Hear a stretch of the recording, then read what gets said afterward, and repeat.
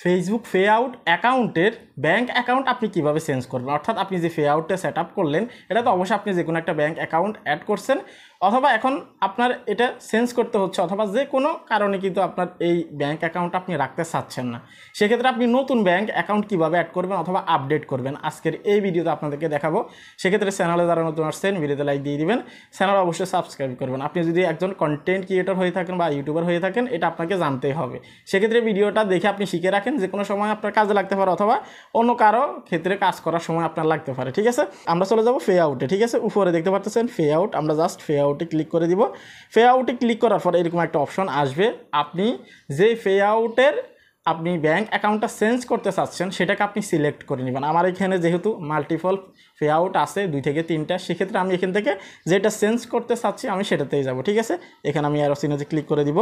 আমি content monetization অথবা যে কোনো একটা মনিটাইজেশনের যেটা আছে সেটা আমি চেঞ্জেস করব। ঠিক আছে, চেঞ্জ করার জন্য আমি এখানে কর্নারে সেটিংস আইকনে ক্লিক করে দিব। এখানে ক্লিক করার পর আমার যে পে আউট আছে সেটা এখানে চলে আসবে। ঠিক আছে, এখানে দেখতে পাচ্ছেন এখানে আমার অলরেডি আমার ব্যাঙ্ক অ্যাকাউন্ট সেট আপ করা আছে দ্য সিটি ব্যাঙ্ক লিমিটেড। ঠিক আছে, তো সেই ক্ষেত্রে আমি এই ব্যাঙ্কটা চেঞ্জ করে কিন্তু অন্য কোনো ব্যাঙ্কও দিতে পারবো, অথবা সিটি ব্যাঙ্কেরই কিন্তু অন্য কোনো অ্যাকাউন্ট আমি দিতে পারবো, কোনো প্রবলেম নেই। ঠিক আছে, আমরা কি করব, এখানে ক্লিক করে দিব। এখানে ক্লিক করার পর এরকম একটা অপশন আসবে, দেখতে পাচ্ছেন MD Sujan, account holder name, এবং এখানে তারা ব্যাংকের নাম দিয়ে দিচ্ছে the City Bank Limited. Okay, তারপর আমরা এখানে আপডেটে ক্লিক করব, দেখতে পাচ্ছেন কর্নারে আমরা জাস্ট আপডেটে ক্লিক করে দিলাম। আপডেটে ক্লিক করার পর এইরকম একটা অপশন আসবে, ভুলটা কিন্তু এখান থেকে আমাদের অনেকের হয়। ঠিক আছে, ব্যাঙ্ক অ্যাকাউন্ট সেট আপ করার ক্ষেত্রে। তো সেক্ষেত্রে অনেকে বলেন ভাই সেট আপ করতে পারি না, কী হবে আমাদের। এখানে দেখতে পাচ্ছেন প্রথমত বোঝার চেষ্টা করবেন, এখানে তারা অনেকগুলো লেখা দিয়ে দিছে যেগুলো আপনারা পড়লে আপনাদের জন্য অনেক কাজে আসবে। ঠিক আছে, আমি আপনাদেরকে সংক্ষেপে বলতেছি। তারা এখানে যেটা বলছে, এখানে দেখতে পাচ্ছেন আপনি যদি আপডেট করেন, আপডেট করার 5 দিন পর্যন্ত আপনার এটাকে হোল্ড রাখবে তারা। ঠিক আছে, এটা জাস্ট আপনার সিকিউরিটির ক্ষেত্রে এবং কি আপনার যে পে আউট আছে এটাকে ভালোভাবে তারা করে আপনার যে জাস্টিফাই করে অথবা ভেরিফাই করে দেখবে আর কি, জাস্ট এতটুকু, কিন্তু অন্য কোনো প্রবলেম নেই। ঠিক আছে, এটা তাদের মুখের কথা আর কি, আপনি 5 দিন পর্যন্ত অপেক্ষা করতে হবে। ওকে, তো এখানে দেখতে পাচ্ছেন 2টা অপশন আছে, একটা হচ্ছে ম্যানুয়ালি লিঙ্ক ব্যাঙ্ক অ্যাকাউন্ট, নিচে যেটা সেটা হচ্ছে যে লিঙ্ক ইউর পেপ্যাল অ্যাকাউন্ট। এখন আপনি কোনটা দিবেন, যদি আপনি বাংলাদেশ থেকে হয়ে থাকেন তাহলে আপনাকে উপরেরটা দিতে হবে ম্যানুয়ালি লিঙ্ক ব্যাঙ্ক অ্যাকাউন্ট। যদি আপনি ইন্ডিয়া বা আদার্স কান্ট্রি থেকে হন এবং কি পেপ্যাল আপনাদের দেশে অ্যাভেলেবেল থাকে, সেক্ষেত্রে আপনি অবশ্যই পেপ্যাল অ্যাড করবেন। ঠিক আছে, কেননা পেপ্যালে অনেক ধরনের সুবিধা আছে। তো আমাদের দেশে যেহেতু আমাদের পেপ্যালটা নেই, সেক্ষেত্রে আমরা কি করব, ম্যানুয়াল যে ব্যাঙ্ক অ্যাকাউন্ট আছে আমরা সেটাকে অ্যাড করব। আমরা উপরে ক্লিক করে দিব, উপরের ম্যানুয়ালি ব্যাঙ্কে ক্লিক করার পর এইরকম আমাদেরকে একটা ফর্ম দিয়ে দিবে, আমরা জাস্ট এখানে ব্যাঙ্কটা সেট আপ করবো। ঠিক আছে, ব্যাঙ্ক অ্যাকাউন্টটা এখানে দেখতে পাচ্ছেন আমাদের কান্ট্রি কি বাংলাদেশ। ঠিক আছে, অটোমেটিক এটা নিয়ে নিছে। ঠিক আছে, নিচে আসবো, নিচে আসার পর দেখতে পাচ্ছেন অ্যাকাউন্ট হোল্ডার নেম, এটা বোঝার চেষ্টা করবেন, নতুনদের ক্ষেত্রে আপনারা এই ভুলটা করবেন। ঠিক আছে, এখানে অ্যাকাউন্ট হোল্ডার নেম হচ্ছে ব্যাঙ্ক অ্যাকাউন্ট যার নামে তার নামটা এখানে দিবেন, এবং কি ব্যাঙ্ক অ্যাকাউন্ট আপনার যে নামটা দেওয়া হয়েছে আইডি কার্ড দেখে সেটাই আপনি এখানে দিবেন। ঠিক আছে, ব্যাঙ্ক অ্যাকাউন্ট অর্থাৎ অ্যাকাউন্ট হোল্ডার নেম মানে যার নামে অ্যাকাউন্টটা খোলা হয়েছে, সংক্ষেপে বুঝতে পারছেন তো। ওকে, নিচে আসবো সুইফট কোড। ঠিক আছে, সুইফট কোড আপনি যে ব্রাঞ্চে খুলছেন অথবা যে হচ্ছে যে ব্যাঙ্কে আপনি খুলছেন এটার আলাদা একটা সুইফট কোড হয়, সেগুলো আপনি গুগলও পেয়ে যাবেন, অথবা আপনার যে ব্রাঞ্চে আপনি করছেন সেখানে আপনি যদি কল করেন বা ওনাদের সাথে যদি আপনি কন্ট্যাক্ট করেন, তাদেরকে যদি জিজ্ঞেস করেন যে আপনাদের সুইফট কোড কি, আপনাকে দিয়ে দিব অথবা আপনাকে লিখে দিবে, আপনি ওইখান থেকে দেখে দেখে এখানে বসিয়ে দিবেন। ঠিক আছে, তারপর এখানে দেখতে পারতেছেন এখানে ব্যাঙ্ক অ্যাকাউন্ট নাম্বার। ঠিক আছে, ব্যাঙ্ক অ্যাকাউন্ট নাম্বার এখানে দিবেন, কোনো ধরনের কোনো ফোন নাম্বার না।